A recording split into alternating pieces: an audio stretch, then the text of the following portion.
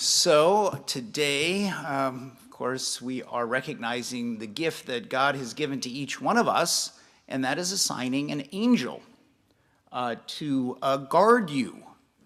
Well, you have a guard always with you, and to help and guide you, and to call upon in time of need. So we want to recognize that gift, and of course, use the gift, right? That's part of the challenge I think we have in our human condition or in this earthly struggle is we often maybe don't use the gifts, the grace that God gives us, right? He's pouring out every help, every need we have to fulfill His will.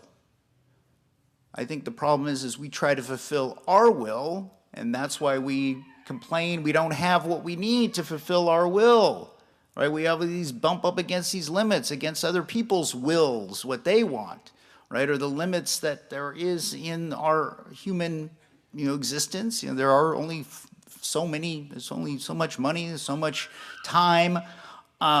So we have all of these limits, and we get frustrated because we're bumping up against that. But if we submit to God's will, we will see, I think, in a very clear way, not all the time, but in a very clear way of how much He is helping us, right? And that is something to really ask for that grace and to see these guardian angels and how much they have helped us. Maybe we will never, of course, know that in this earthly life because of the spiritual realities beyond our vision right now. But in heaven, we will see how much in every day that guardian angel has protected us and how many things that we could have got ourselves into that we didn't because of the angel, right, with us. And so really to maybe ask the Lord today to help us with that, to recognize this incredible gift, and then again, use the gift. So how? Well, to have that relationship with our guardian angel to pray, right? I mean, that's, of course, when we were younger, maybe we did that more readily. Maybe as we get older, we don't have that childlike trust, right? And Jesus says in the gospel today, we have to become like children.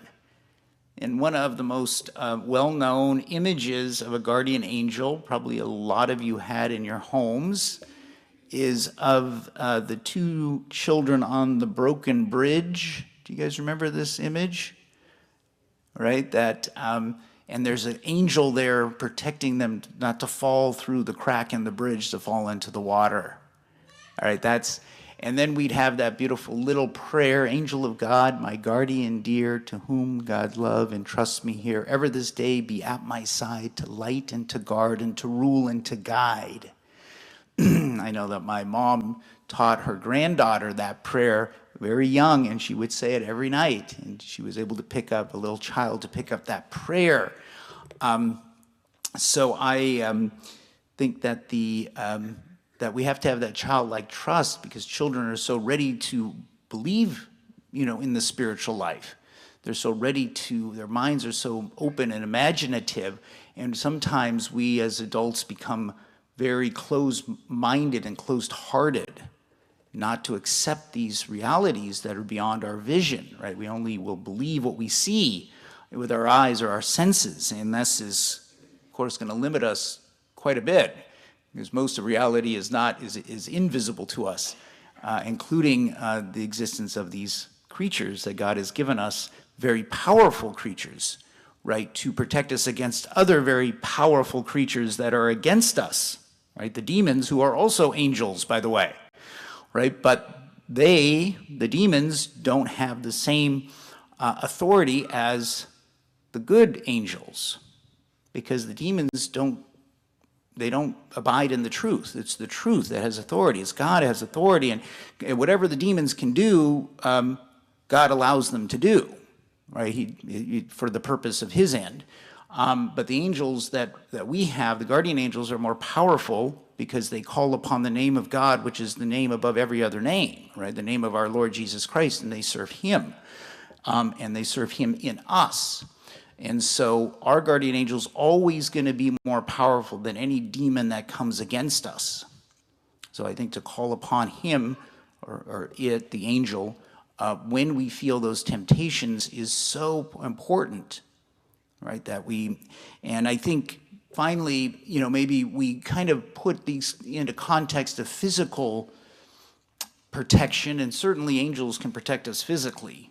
Our bodies, our physical bodies, our families, our homes. There is that from natural disasters, from accidents, from illness, from there's a lot of things the angels can do there. But the more important and more necessary help is in the spiritual battle, right? We need the spiritual aid to be able to fulfill the purpose we are made for, to be those true children of God, right? That is really the important thing.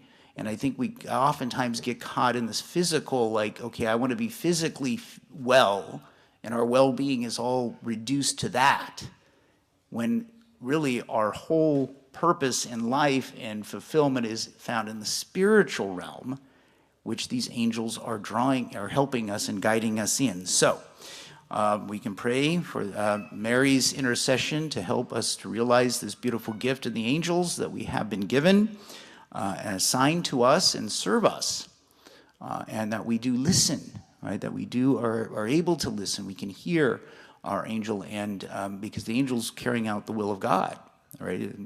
Perfectly, because that's what the angels do. And so we can trust our guardian angel to lead us and to guide us and to guard us. So, Holy Mary, Queen of Angels,